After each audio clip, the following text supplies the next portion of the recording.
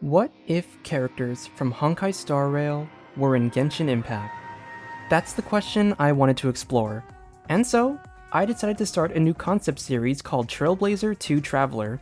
Of course, I had to address one major problem. One game has a turn-based combat system, while the other is real-time combat. In order to properly shift characters between games, I had to create a system to properly convert all of these numbers and mechanics. This video is just to give a quick intro where I cover some of the number conversions, changes in mechanics, and any limitations I put on myself. Usually, I just explain my design outline in the first episode of a series, but this one in particular is going to be a long yap session, so I decided to put that in a separate video.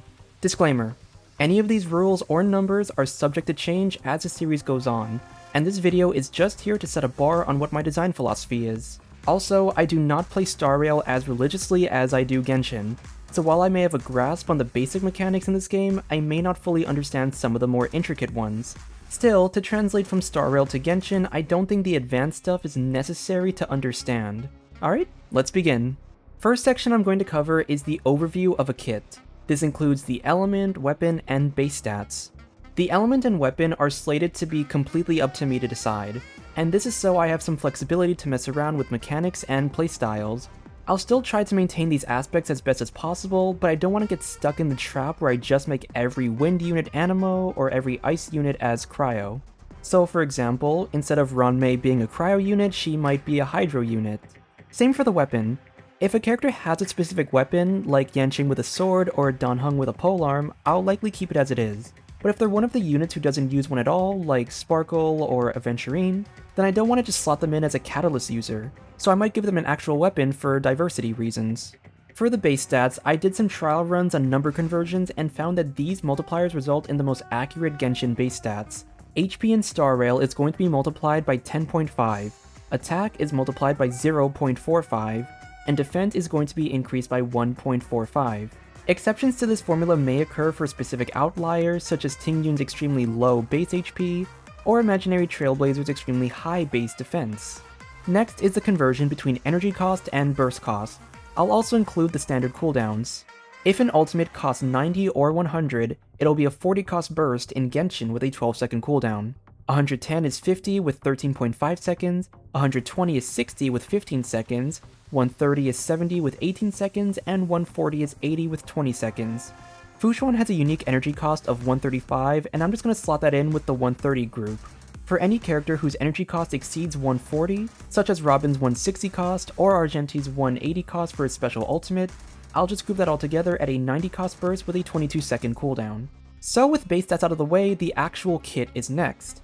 What am I allowing myself to change, and what am I not allowing myself to change? Well, anything that doesn't have an established multiplier is free game for me. That includes things like a cooldown, ICD, or particle generation. I'll also give myself the freedom to adjust the duration of certain abilities, rather than convert turn duration into seconds. So an ability that lasts for 1 turn versus 3 turns both might be converted to last 12 seconds in a Genshin setting based on my judgment. Also, anything that might give a quality of life buff is allowed so long as it doesn't include some kind of number. Generally, I'll try to maintain the skill and burst as much as possible. The unit's talent will be incorporated into the kit somehow, and at minimum 2 of the traces get converted to be an ascension passive. If a kit has a multiplier, the most I'll do to adjust those numbers is combining certain values together.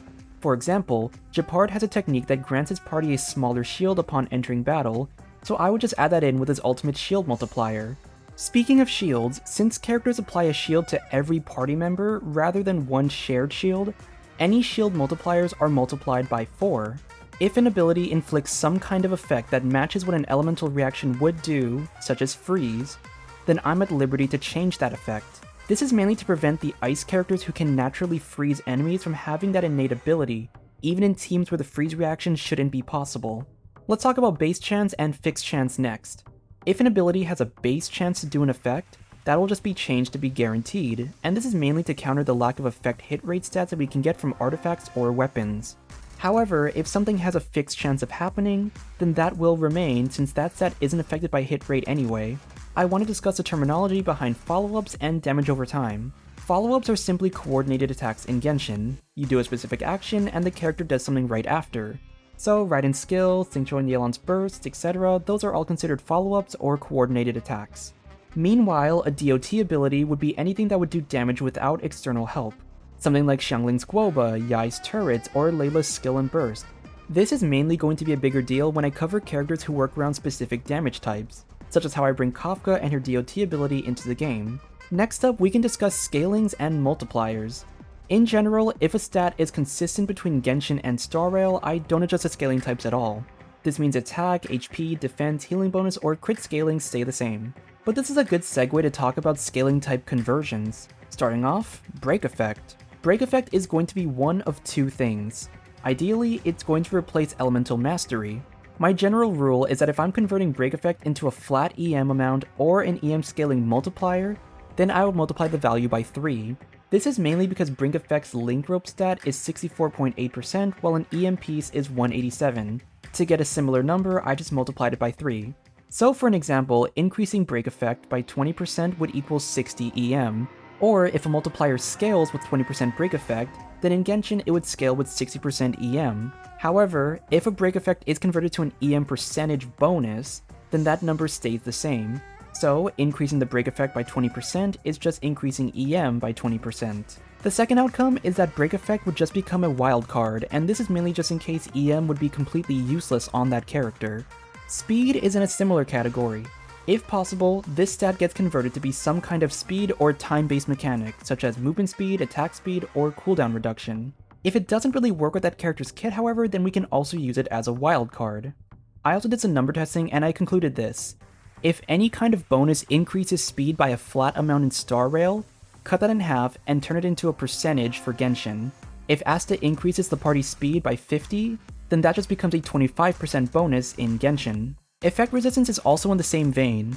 If possible, convert this stat into some kind of defensive utility such as shield strength, healing or incoming healing, or physical/elemental resistance. But just like the others, use it as a wildcard if any of it isn't effective.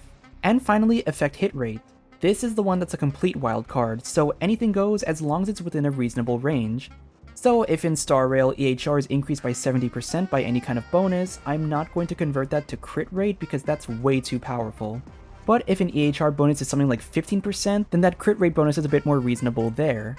Light cones are the last section, and this is a pretty easy area to cover. I like to add signature weapons to my content, and I wanted to implement that here as well. When I discuss what a signature light cone is, it's mainly just whatever light cone has the picture of a character.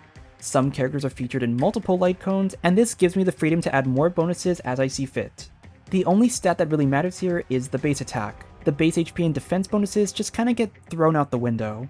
Base attack follows a similar pattern to the ultimate conversion since there's a pattern of numbers we can look at.